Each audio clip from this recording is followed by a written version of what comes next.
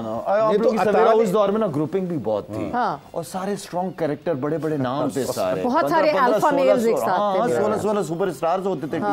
हर कोई सुपरस्टार था, जैद भाई, आमिर सेल, सईद अनवर, एजाज अहमद, वसीम अकरम, वकास, तो कोई किसी वो प्लेयर एक दूसरे को, लेकिन फिर जब खेलते थे, लेकिन ग्राउंड में जब ग्राउंड में तो सारे फिर परफॉर्म करने की कोशिश। बट वैसे मुशी भाई उस वक्त फिर टीम मैनेजर्स के लिए कितना मुश्किल होता होगा टू हैंडल द टीम, मतलब इतने ईगो के बुर्ज खड़े हुए थे साथ। एक्चुअली ये शायद ने जो बात की ना, परफॉर्मेंस पे कंप्रोमाइज नहीं करते थे, इसलिए फिर मैनेजर के पास कोई एविडेंस नहीं रहता था कि अब उनको निकाला जाए, क्योंकि ग्राउंड के अंदर उतरते ही ना कोई भी बंदा अब हाथ नहीं खींचता था, ये नहीं कहता था कि मैंने परफॉर्मेंस नहीं करनी। अब शाहिद का मेरे साथ पंगा हुआ है या किसी के और के साथ, वकार का इंजी के साथ पंगा हुआ है, तो उन्होंने उसको जवाब पता है क्या देना, परफॉर्मेंस करके, कि मैं परफॉर्मेंस करके तुझसे बड़ा हूँ, मैं जितवाता हूँ मैच। ये जो पंगा होता था ना, ये उनको बड़ा बनाता था और पाकिस्तान को फायदा हो जाता था। वसीम भाई का और वकार का यही तो सबसे हमारे पाकिस्तान को एडवांटेज था ना, कि वो आपस में कहते थे कि मेरी तस्वीर है, पंजा मेरा लगना चाहिए, 5 विकेटें मेरी लगनी चाहिए। वो कई इंजरी, हल्की उल्की इंजरी तो बर्दाश्त, उसको टेबल के ऊपर, फिजियो के ऊपर जाते ही नहीं थे, बैट के ऊपर। So I think that was the scene, क्योंकि अपनी ईगो जो थी ना, वो पाकिस्तान को बड़ा फायदा दे रही थी उस वक्त की, परफॉर्मेंस पे बहुत डिपेंड करते थे। वो ये समझते थे कि कोई किसी का साथी नहीं। और बड़ा एक और अच्छी बात बताऊं उस ग्रुप की, वो हर बंदे को, हर दोस्त को ये कह देते थे कि यू नॉट बॉलिंग वेल, ये नहीं कहते, स्ट्रेट फॉरवर्ड मीटिंग्स में एक दूसरे का नाम ले लेते थे, मतलब ऐसी बात कर देते थे कि मुशी तूने अच्छी बॉलिंग नहीं की इसलिए हम हार गए। अब इसको गुस्सा चढ़ता था, और गुस्से को निकालने का हल क्या था कि अगले मैच में प्रूव करके दिखा दे। ये बहुत भाई एक बात ये भी होती थी कि सीनियर आपको फिर सपोर्ट भी करते थे, यार मसला ये चल नेट तेनों लेके जाने, मसला क्या है, बिल्कुल सही। वो साथ नेट में फिर प्रैक्टिस भी करवाते थे कि मुशी भाई जब बैट्समैन थे तो वो बैट्समैन को भी हेल्प करते थे, यानी कि एक अच्छा माहौल होता था। प्रोफेशनल जेलसी तो अलग होती थी, हमारे यहाँ अब ये होता है क्रिटिसिज्म, सपोर्ट सिस्टम भी होता था, एक स्ट्रॉन्ग सपोर्ट सिस्टम होता था। क्रिटिसिज्म पे बात मैं करना चाह रहा हूँ, क्रिटिसिज्म करना बड़ी अच्छी बात है, लेकिन अच्छे तरीके से किया जाए, कि ये नहीं कि प्लेयर को बिल्कुल ख़त्म कर दिया जाए। हम वो मुझे याद आया कि क्रिटिसिज्म पे को पॉजिटिव वे में बंदा ले ना, तो आपकी परफॉर्मेंस अच्छी ऊपर चली जाती है। अगर आप क्रिटिसिज्म को कहेंगे जी उसने आपको कहा कि आप अच्छे नहीं हैं, तो इसका मतलब अगर मैंने समझ लिया कि मैं अच्छा नहीं हूँ ना, तो मैंने अगर ले लिया अपने दिमाग में, तो मैं बिल्कुल जा पड़ा। इसी वजह से अल्लामा इकबाल ने फरमाया था, तंदिए बादे मुखालिफ से ना घबरा उकाब, ये तो चलती हैं तुझे ऊंचा उड़ाने के लिए। बिल्कुल ठीक है, जो क्रिटिसिज्म है ना, उसको अगर पॉजिटिव वे में आप ले जाएंगे ना, फायदा है, बिल्कुल फायदा है। बट हम जिस तरह ये राइवलरीज की बात कर रहे हैं, लाला कल के मैच में भी एक राइवलरी थी जिसके बारे में बहुत सारे लोगों ने बात की, which was Imad Wasim and Babar Azam. Because जब से कराची किंग्स का वो सिनेरियो हुआ था, इमाद वसीम एंड बाबर आजम का, बाबर को कैप्टनसी से हटाया गया था, वहाँ इमाद वापस आ गए थे, एंड देन व्हाट नॉट, बहुत सारी चीज़ें जो पाकिस्तान टीम के हवाले से हुई। सो कल was it a personal affair for Imad Wasim? कल जो हो रहा था वो अच्छा नहीं हो रहा था, इससे पहले भी अच्छा नहीं हो रहा था। क्राउड की तरफ से आते, उससे पहले आमिर के साथ हुआ, बाबर के साथ भी क्राउड ने किया, जिम्बाब्वे इस तरह की कुछ चीज़ें होती है। तो आई मीन ये सारी चीज़ें जो है ना, ये मज़ा नहीं आता, क्योंकि बाबर एक बहुत बड़ा नाम है। अगर क्राउड में इस तरह की आवाज़ आती है, या मोहम्मद आमिर के बारे में कोई ऐसी आवाज़ आती है, इमाद वसीम, ये मज़ा नहीं, पर्सनली मुझे अच्छा नहीं लगता इस सारी चीज़ें होने। लेकिन जिस तरह इमाद वसीम को मैं देख रहा था कि वहाँ से आवाज़ आ रही थी, तो उसने कोई माइंड नहीं किया, उसने कोई रिएक्शन देता तो क्या पता ये आगे कितने अरसे तक उसकी चिढ़ बन जाती, लेकिन उसने बैक किया, उसने तालियां बजाई, सपोर्ट किया, ठीक है ना।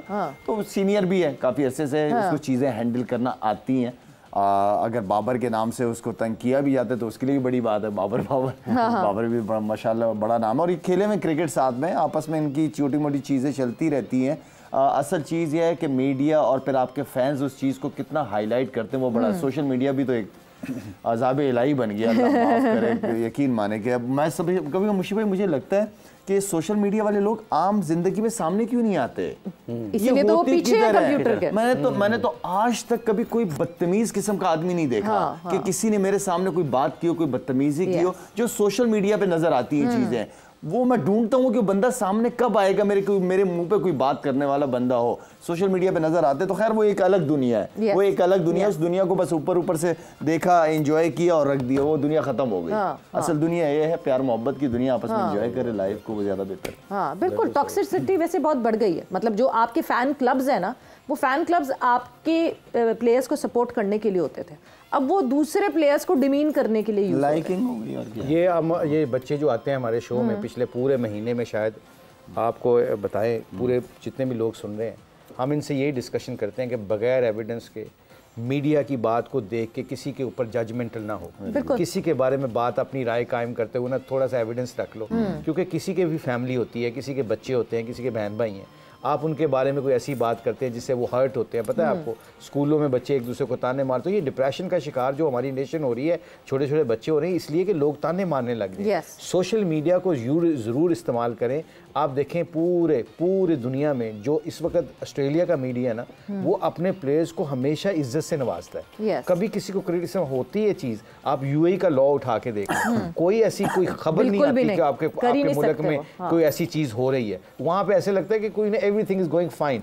वहाँ पे भी क्राइम होते हैं, वहाँ पे भी लोग एक दूसरे को मारते हैं, झगड़ते हैं। न्यूयॉर्क हो गया, लंदन हो गया, कितने बड़े शहर हैं, इतना क्राइम है बढ़ गया कि आप सोच नहीं सकते। कितनी न्यूज़ें आती होंगी, कोई भी नहीं, कोई ब्रेकिंग कर करके। हमारा तो कुत्ता या गधा गटर में गिर जाता है तो ब्रेकिंग न्यूज़ 3-4 घंटे की। सही बात है। ये हमें बीइंग ए नेशन पता क्या करना चाहिए, बीइंग ए नेशन हमें करना चाहिए कि अगर दुनिया में बहुत ज़्यादा इज्जत कमाना चाहते हो, लोगों की इज्जत करो, लोगों के ऐबों के ऊपर पर्दे डालो। सेल्फ सेंसरशिप एब्सोल्युटली हमें बहुत ज़रूरत है इस वक्त बीइंग ए नेशन। बिल्कुल, एक सेल्फ सेंसरशिप की बहुत ज़्यादा ज़रूरत है, क्योंकि एज ए नेशन अगर हमने आगे बढ़ना है तो ये सबसे ज़्यादा ज़रूरी होगा। वक्त एक ब्रेक का हुआ है, ब्रेक पर जा रहे हैं, ब्रेक से वापस आते हैं तो डिस्कशन को यहीं से आगे बढ़ाएं।